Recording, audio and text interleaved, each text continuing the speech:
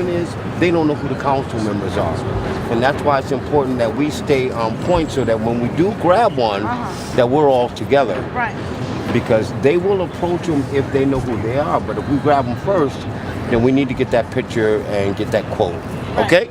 We are here today to talk to council members and make sure that we have their support for the Right to Know Act. All we're asking is that when you encounter us, you're asking us for our identification, we need to know who you are. We're asking that if you're going to conduct a search, make sure that it's legal. Right to Know Act are two pieces of common sense legislation that are before the City Council.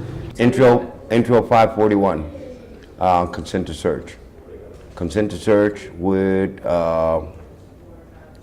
mean that in a stop, law enforcement would have to let you know that they want to search your bag.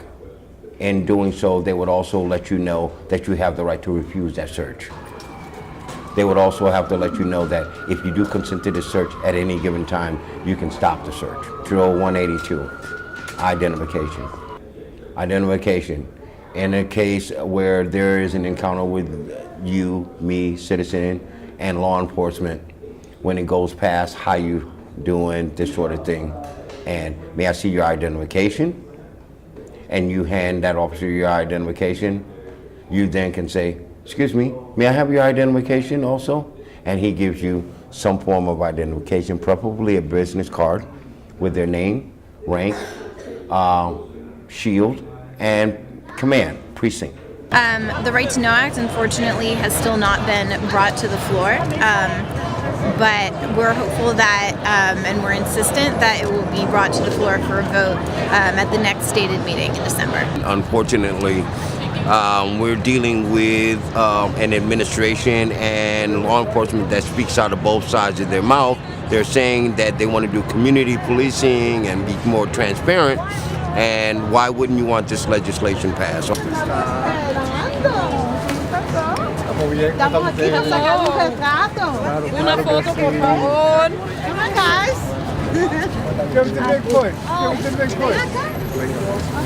Okay, aquí. All right, How many come on, times we take this folks. picture? As many times. Until the legislation. on this photo. Yes, very good. All right, come on, guys, get them signs. Come on, guys. Come on. Want Spanish, please? Thank you. I want to spend. All right, do this. All right, then vote. Okay. Late, right to know crew, so let's do that. Let's do this. Come on. No, I never mind. It's just always. As we just went through a trial where an officer, off-duty officer, who killed a man on the 4th of July was set free.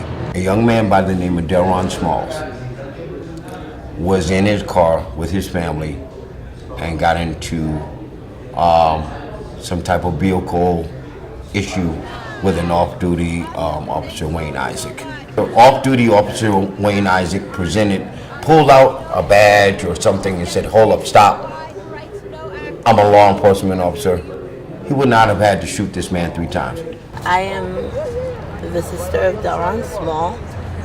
He was killed July 4th, 2016. Police don't identify themselves, or even any interaction with the police can turn deadly. That officer didn't identify himself as an officer, and that I believe that would have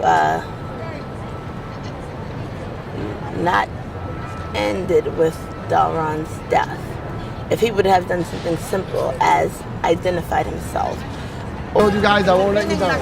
Okay. I know it's I been a believe tough. in It's you. been A a tough lot 2 of months. people are relying on you. It's been a tough 2 months. Yep. Trying to negotiate this and make this happen, and we're getting a lot of pushback. My goal here is to make everyone happy, right? And that's not easy to do. And that compromising is not easy. But my goal